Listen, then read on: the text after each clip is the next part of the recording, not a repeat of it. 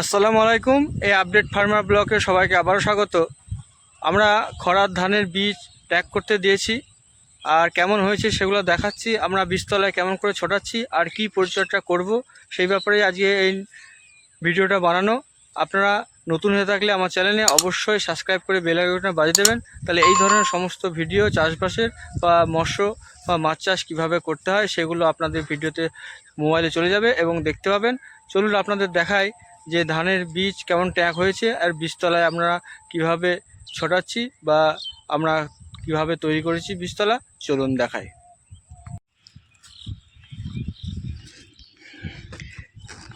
এই দেখুন আমরা ধানের ট্যাগ কত বড় করেছি দেখুন, আর কিভাবে ট্যাগ করেছি আমার ভিডিও আপলোড করা আছে, দেখে নিতে পারেন আমার চ্যানেলে।